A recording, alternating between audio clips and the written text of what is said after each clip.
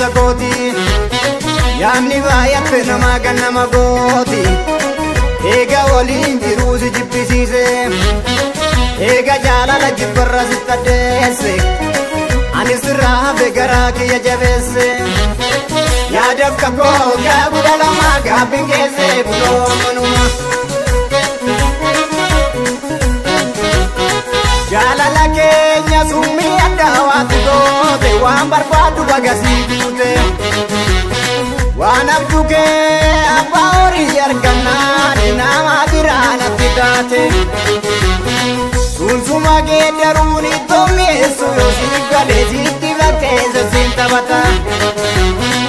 aanoo bittaaree carraa kiyyaase na baaru rabbi kannaa biree anaaf laata yoo nan balleesse akka har'aa yoo qabaatte ala cubbuun keena na hikkatini Ifis rabbiin akka hojii keetti ilaale waan garaa keessa hin dhoowwatini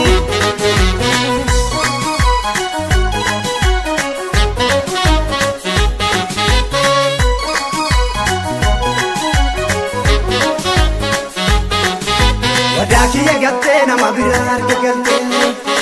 an harkaa dhabnaa wayya qabeessa tirkattee namuma fayyaa kana dawweedha rukuttee wadaa kiyya gattee nama biraa harka galtee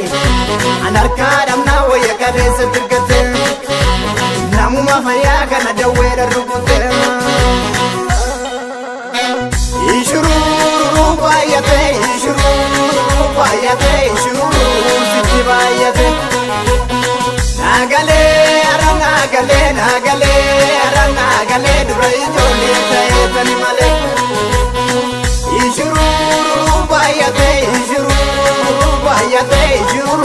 sitti baay'atee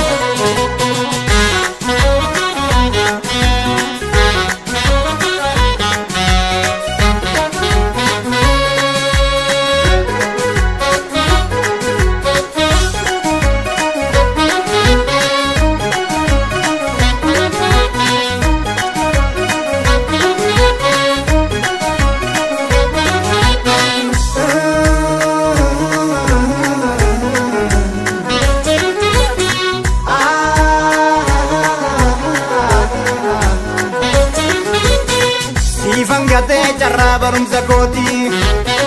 yaanni baay'atte namaa kan nama gooti eega waliin jiruu si jibbisiise eega jaalala jibbarra sitti addeesse ani sirraa hafe garaa kiyya jabeesse yaadaf kakoo gaabudha lamaa gaabbiin keesse kunoo manuma dugda duubaa akka garaa qabuun beekne diya jedhee dalbilaala ati qalbii kee amma geessu otoo beeku maaliif wadaa galuudhatte jila maalummaa waadaa si agarsiisa rabbii gaafa guyyaa murtii keekee jaalatanii too maraachuun durii ammoo baatu natti ba'e Siamane chalidaan yaaka gowaati nalaante Wada kiti gowumanga umijoluma nagalaafate